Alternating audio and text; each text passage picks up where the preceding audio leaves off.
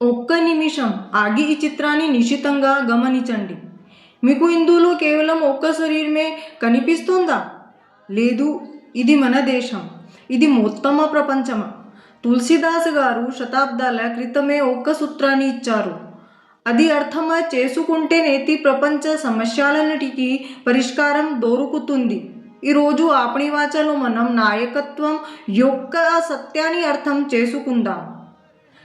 ఇది శ్రీరాములు వనవాసంలో ఉన్నప్పుడు భరతుడు ఆయన్ని కలవడానికి చిత్రకూటానికి వెళ్ళినప్పటి సందర్భం. రాజ్యాన్ని ఎలా నడపాలో తెలియక భరతుడు అయోమయంలో ఉన్నప్పుడు రాముడు ఆయనకు ఒక్క మంత్రాన్ని ఇచ్చారు.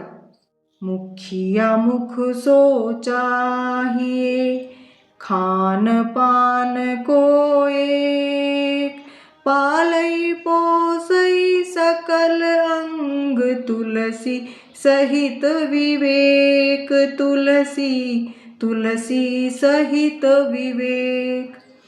రాముడు ఇలా అన్నాడు, భర్త, ఒక్క నాయకుడు ముఖంలా ఉండాలి.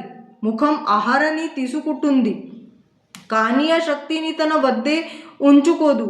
విచక్షణతో ఆ శక్తిని శరీరంలోని ప్రతి చిన్న పేద అవయవానికి అందజేస్తుంది. అప్పుడే శరీరం బతుకుతుంది. ఈరోజు మన దేశమే ఒక్క శరీరం అయితే ప్రజలే దాని అవయవాలు.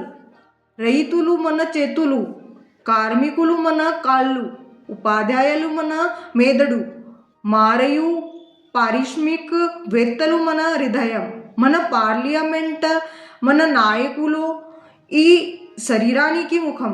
కానీ సమస్య ఏమిటంటే నేతి ముఖం వనరులను తీసుకుంటుంది, కానీ వాటిని విచక్షణతో అవయవాలకు చేరవేయడం లేదు.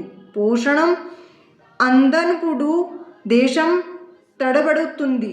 ఒక నిజమైన నాయకుడి ధర్మం ఏమిటంటే తనను తాను కేవలం ఒక్క సాధనంగా భావించడం.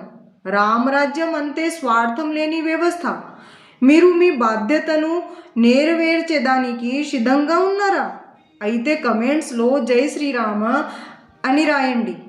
శాశ్వతమైన మాటలు, అక్షరమైన పాఠాలు. చూస్తూనే ఉండండి ఆపణి వాచ.